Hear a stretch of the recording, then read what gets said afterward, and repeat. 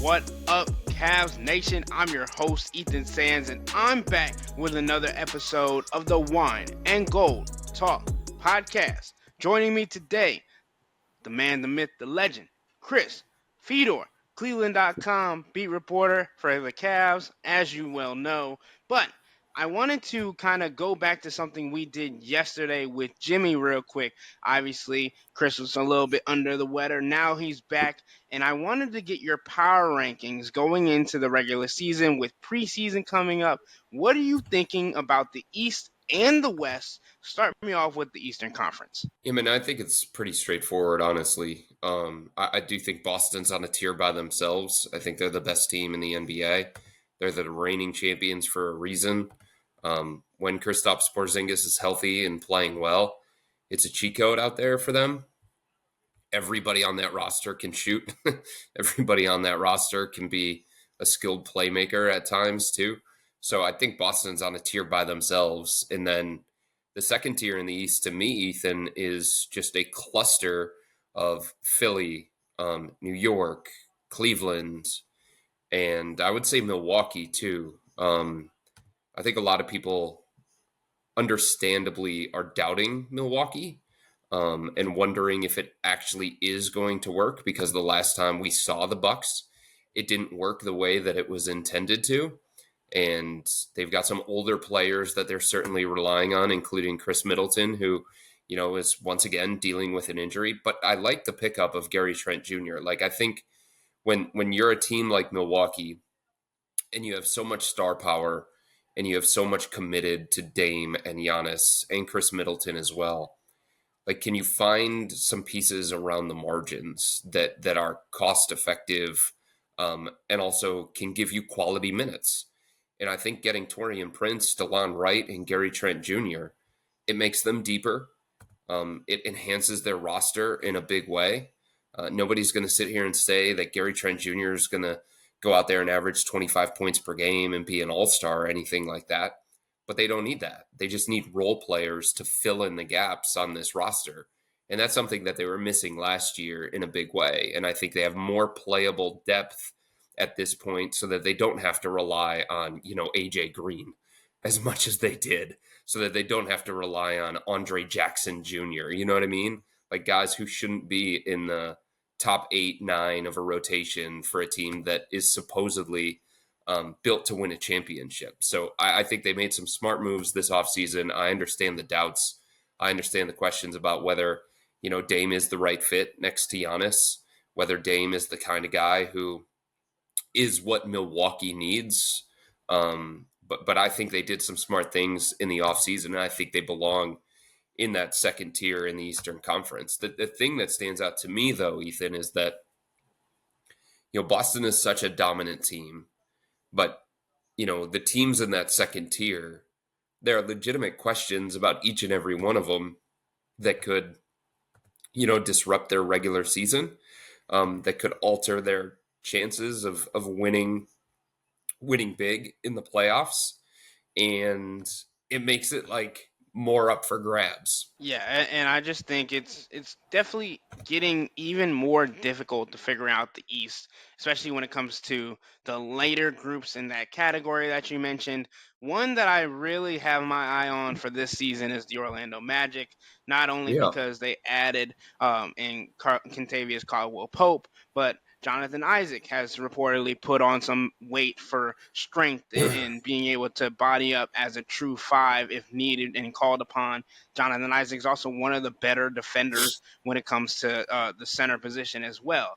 Then you just hear about Wendell Carter Jr., who just recently got an extension with the Orlando Magic. So you look at him as a center that's going to be paired up with Paolo Banchero in that kind of lineup.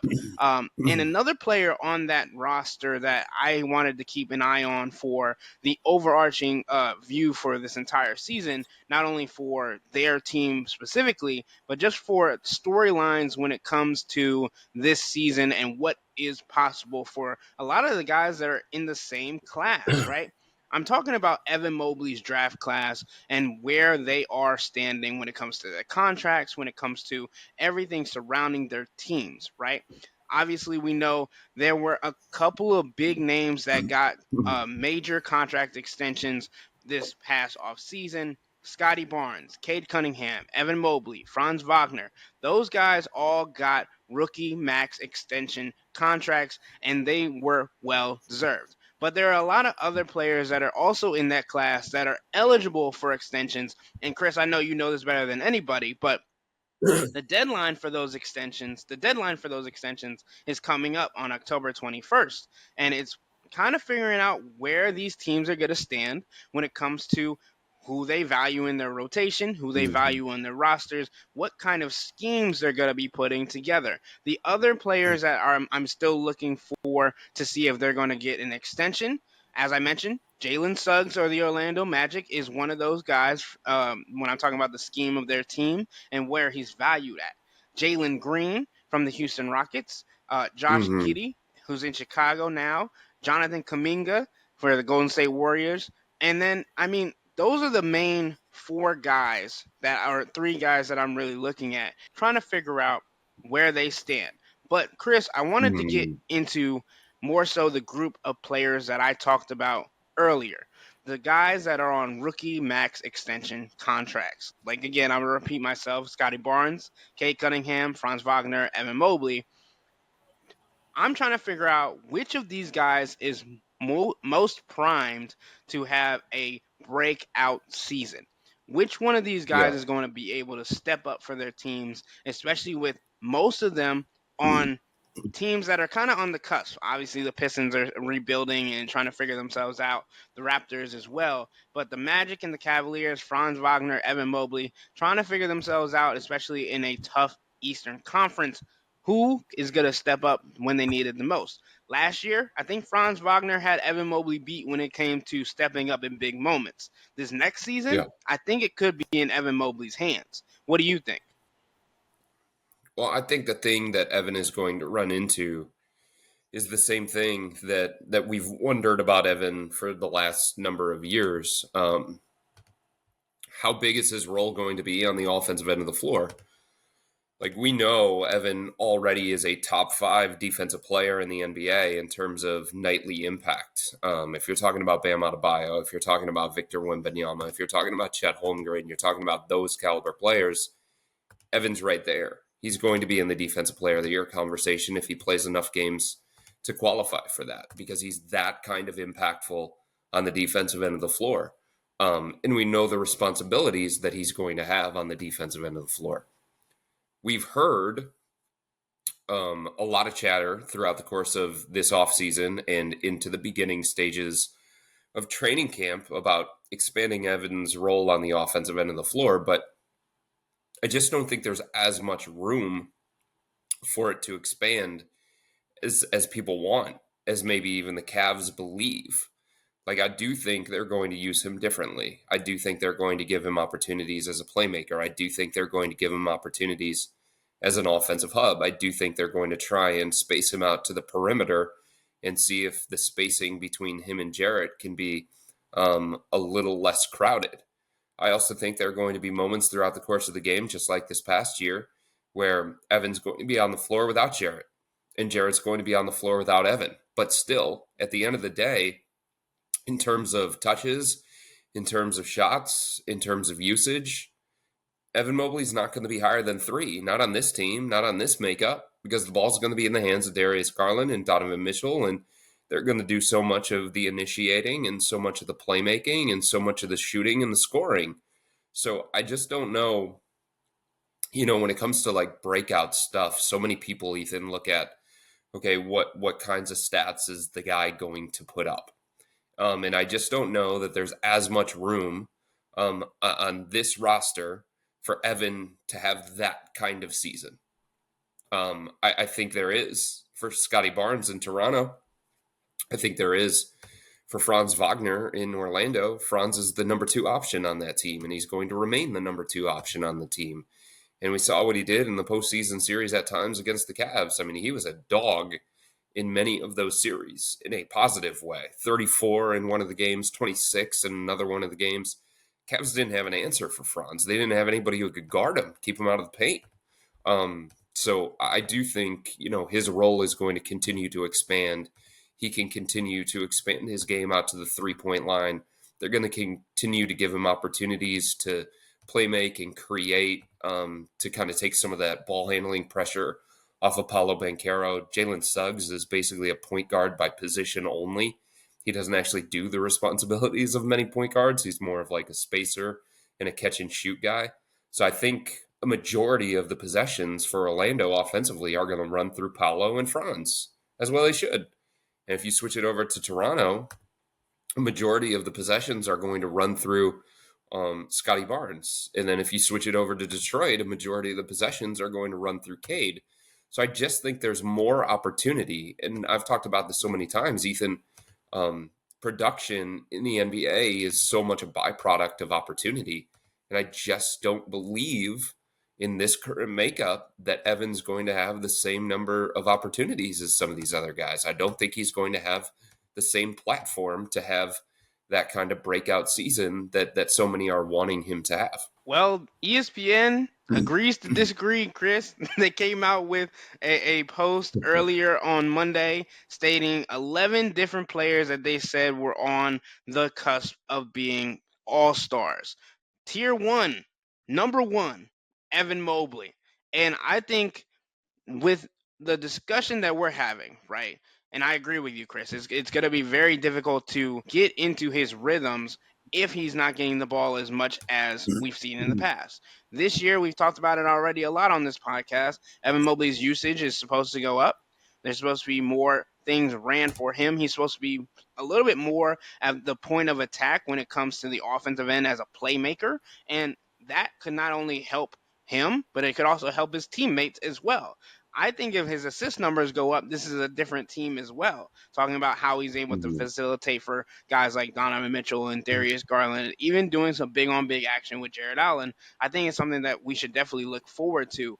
But I also agree with you on the fact that Scottie Barnes, Cade Cunningham, and Franz Wagner in this case are in better situations to up their just overall greatness, right? And I think for me, the interesting thing is with Franz is how much is Paolo Banchero going to want the ball in this next season to be able to take over? Is he going to still be okay with sharing the load with Franz and be able to create actions for each other and all those things, which I think is what makes them dangerous. But Paolo is just such an overwhelming force when it comes to the paint. We saw it in the playoffs last year as well when he went up against Isaac Okoro, who just size-wise wasn't able to defend him. But I feel like Paolo is on a mission this year, and I think he's definitely going to be in modes where he's just going to want to take over, and sometimes Franz is going to have to be okay with that. But I definitely think that for me, it's between those two, right? It's Evan and Franz, and who is going to have the biggest impact on their teams and winning. Unfortunately for Scottie Barnes and Cade Cunningham, that's just not a higher reality for those guys and their teams. Unfortunately for them, but it's just it's so difficult for me to put Franz and Evan in the same category because they're two different kinds of players. And one thing that I wanted to bring to your attention and get your take on is something that Kevin Garnett said on his podcast earlier this week or a couple weeks ago, maybe. And he said something about Evan Mobley needs to get meaner. Evan Mobley needs to be more aggressive, call for the ball, and do those kinds of things to get the attention, get the actions that he wants, he desires, and get the ball in his hands. We've talked about this on multiple occasions already on this podcast that I think he needs to be more aggressive, that I think he needs to go out and get his own, and it has to be because he's confident in the moves that he's curated over the summer, and it has to be because he's comfortable with the ball in his hand, putting it on the floor. And something that I asked him during media day was, have you been able to create moves for yourself that you can replicate on multiple occasions in a game and you can adequately go to them without hesitation? And he said, yeah, I can think of a few. So for me, Chris, I think I'm on the same page as KG. Is he needs to be more aggressive, needs to be a little bit meaner. Where you fall on that conversation? Oh, yeah, for sure. He needs to demand the ball from Darius Garland and Donovan Mitchell, and he needs to believe that demanding the ball from those two guys is good for the team, and it's good for Evan, and it's beneficial for the team, right? Like, that's one of the things that is so hard with Evan. He is constantly programmed to try and make the right play.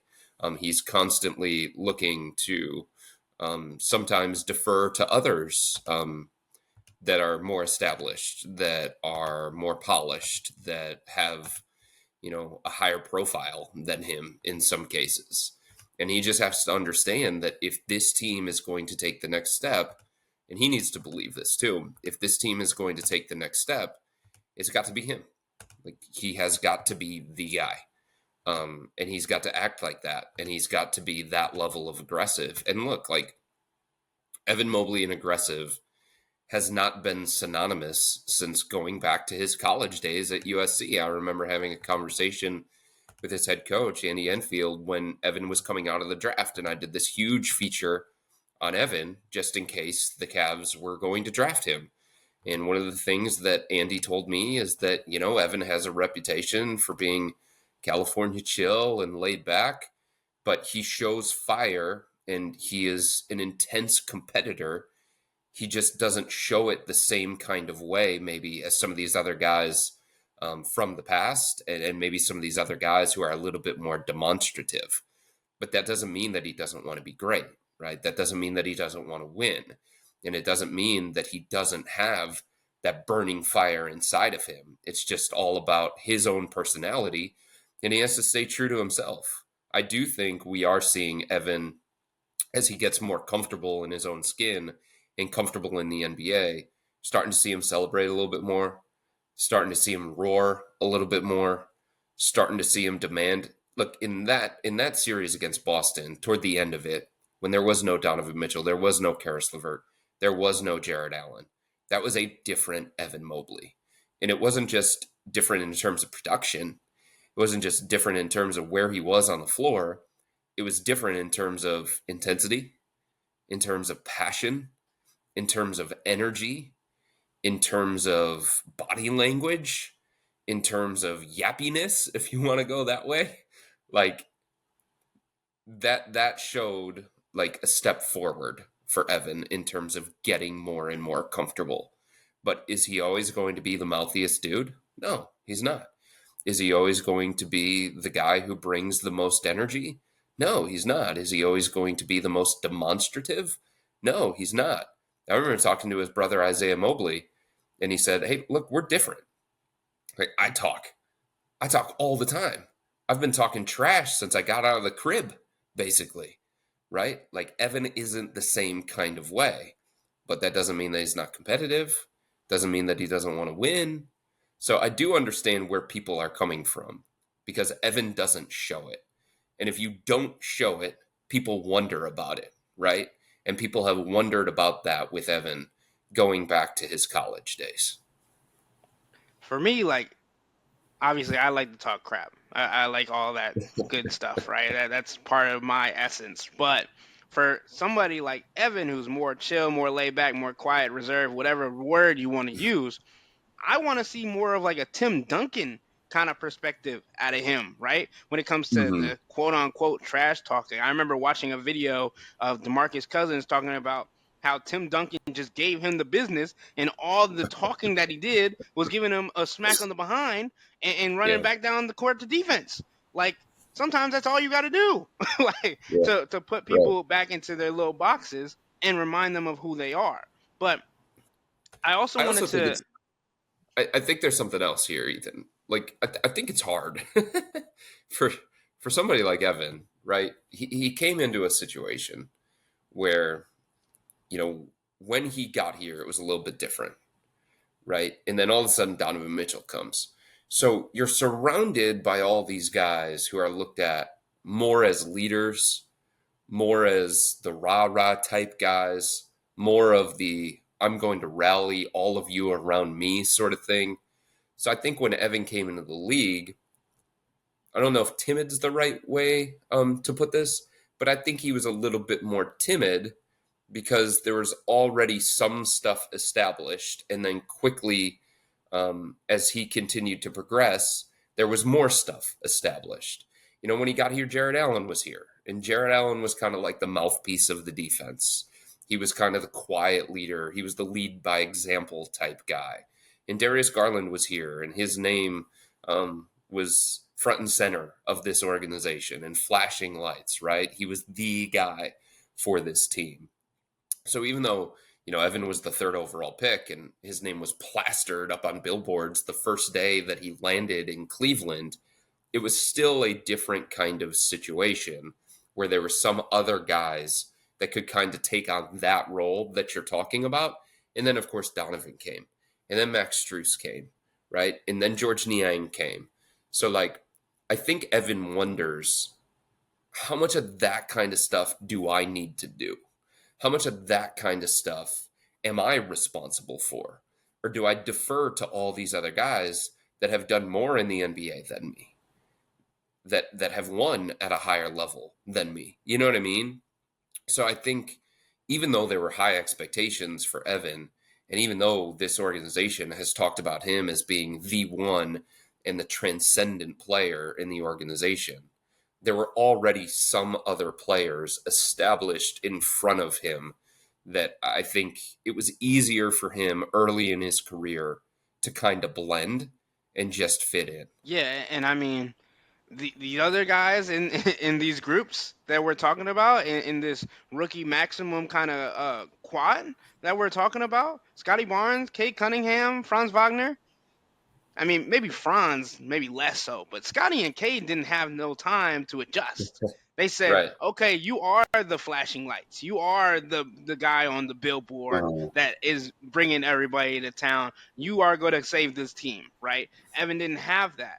But the other thing that makes the conversation difficult of Evan Mobley taking a step, taking a jump, is what you mentioned to a very, very good point, that he wants to make the best read and the best play every single time down the floor. And that is showing up in his field goal percentage compared to everybody else's, right? In the 3 seasons since the 2021 class was drafted, Evan Mobley has averaged 54.4% from the field in those 3 seasons. Scottie Barnes, 47.4%. Cade Cunningham, 43.2%. Franz Wagner, 47.9%. So Evan Mobley is the only player that averages 50% or more from the field in his first 3 seasons in the league, but he's also the only player that has been kept under 19 points per game of those 4 players. So it's very difficult to see how he's going to make that jump unless he's willing to make mistakes. He's willing to be like, okay, I'm working on this. I want to get better at it in game. We saw the reps. We've seen the videos. We've seen all of this stuff in training camp and during the off season. But are you willing to make mistakes to better yourself during the season? That'll help you.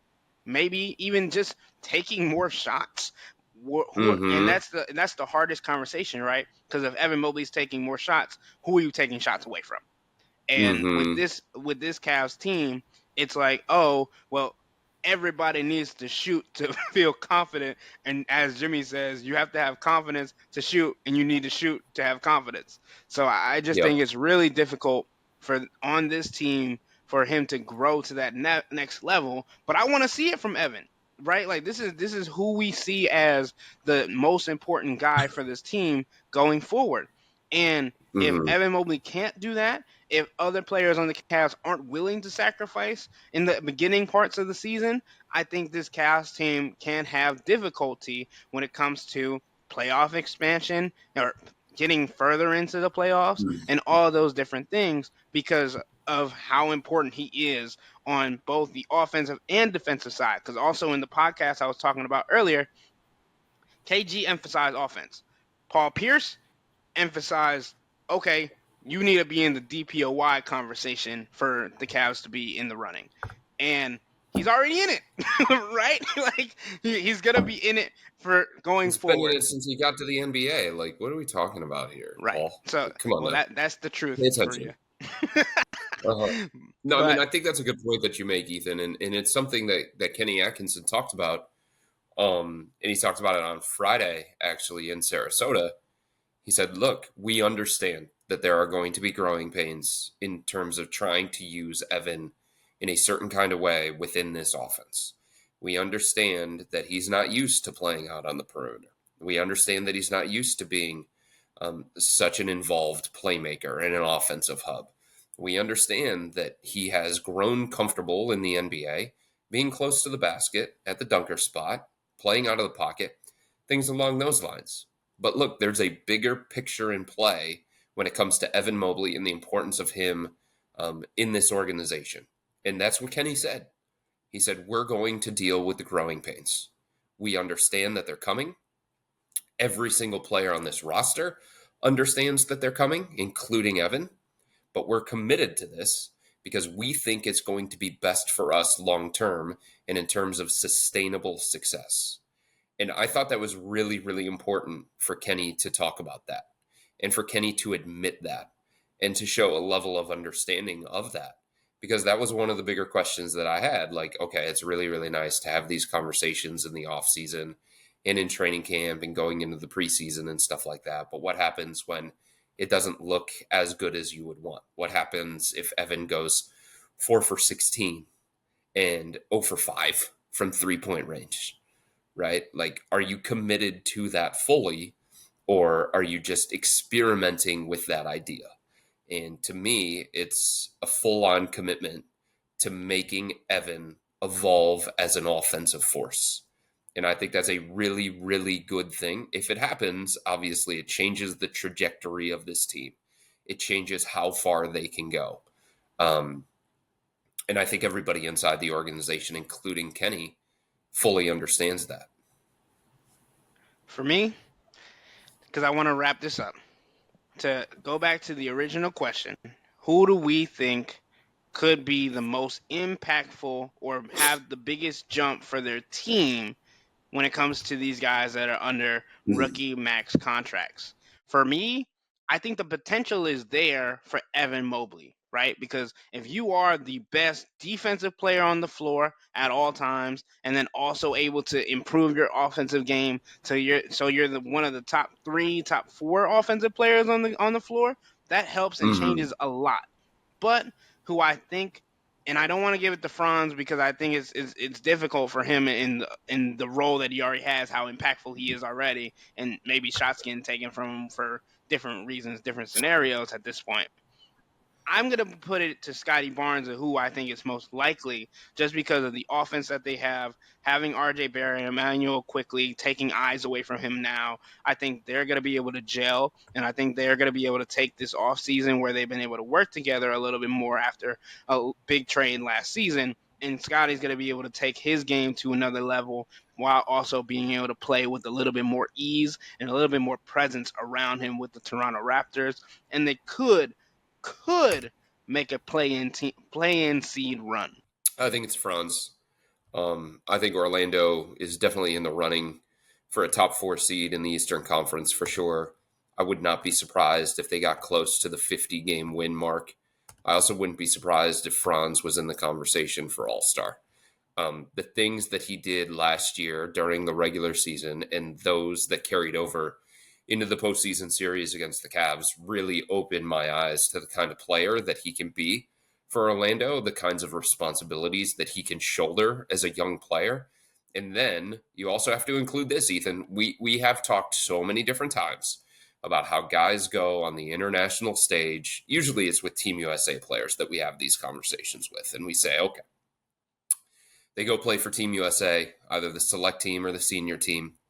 They play at the World Cup, they play at the Olympics, and they use that as a springboard into a breakout. You know, we've seen so many different examples of that throughout the past. Anthony Edwards, you can look at him. Kyrie Irving, Darius Garland, the year that he became an all-star, that traced back to his time, he believed, with Team USA. So for Franz, he played on the national stage. He played in some pressure-packed environments, highly competitive stuff throughout the course of the summer that I think he's going to be like more ready going in the regular season because he did play for Team Germany and he did have a really, really important role for Team Germany and he did play high level of competition during the Olympics. And I think that level of experience combined with what he did in the playoffs, if there was any doubt to him, and there probably wasn't because he's a confident dude, he's a very mouthy dude too, because he knows how good he is. But if there was any doubt, he learned that he belonged on the postseason stage, and he learned that he belonged on the international stage. And he saw himself being one of the best players in that series between the Cavs and the Magic.